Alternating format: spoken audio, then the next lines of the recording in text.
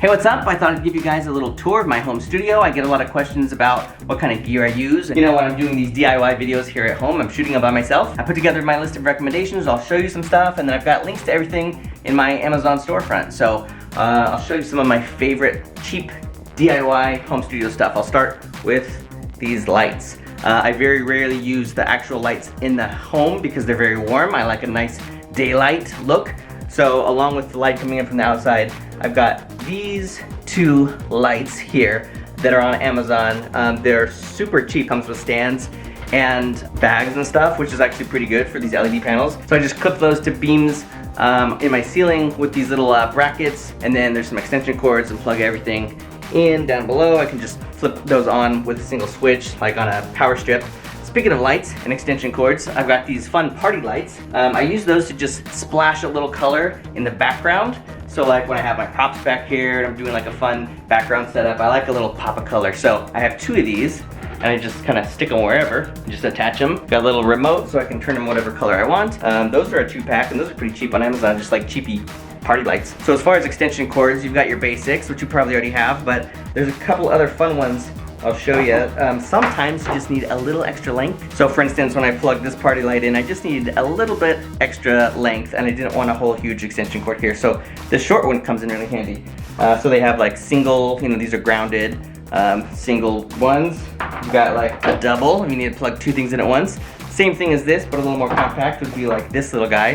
So always have a bunch of these on hand. You can just plug 3 things into there at once. Or if you're gonna go to 4 things at once, you can get one of these. Sometimes instead of using a power strip, I just like using these. They're heavy duty. All right, so as far as cameras, I got my good old 7D Mark II over here. I still use that guy. It's a little older now, but it's got autofocus. The problem with that is I have to plug in a screen, have an HDMI cable, have power, all kinds of stuff. So just recently, I bought this guy. This is a Canon M6. I love this one because it's really good quality. It's lightweight. It's only like 800 and something bucks, which is a far cry from the thousands of dollars you usually pay for prosumer equipment. This one has autofocus, it shoots 4K, and it has this sweet flip up screen, which makes it really handy for like what I'm doing right now. So what I'll usually do is I'll be sitting here, I'll have my wide shot on the 7D, and then I'll have all the inserts and I'll just get them with this M6. I'll just kind of point it. Need to get whatever shot I'm gonna get, I just set it up. I've got this on a Gorilla Pod, so it's just sitting here on the table with me at all times, and all I gotta do is point it at what I wanna shoot. It's already got autofocus, turn it on for a sec, get the shot, turn it off, let it sit. And when I'm sitting here with the M6 close by where I can turn that one on manually, the way I turn the 7D on is with this great little remote. This is like an Amazon Basics, and I can literally just hit this and it'll start recording over there.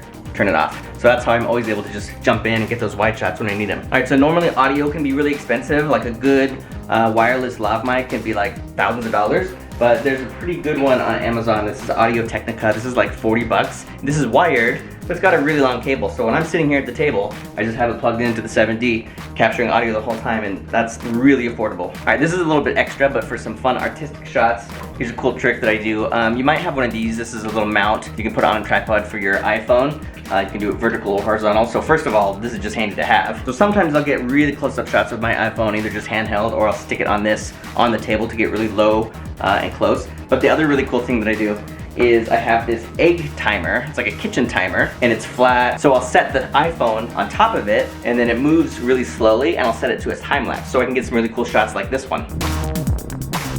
That's just a fun trick. While I'm making these props, I'm trying to think about what kind of camera angles can I get that'll just keep the video interesting so it's not the same ones over and over. All right, well those are pretty much the basics. I'll try and keep adding some things as I think of them into my Amazon list. I also have another list with just basic tools and DIY materials you can check out too. So let me know in the comments if you have any other questions. I'll try and point you in the right direction. Thanks for watching.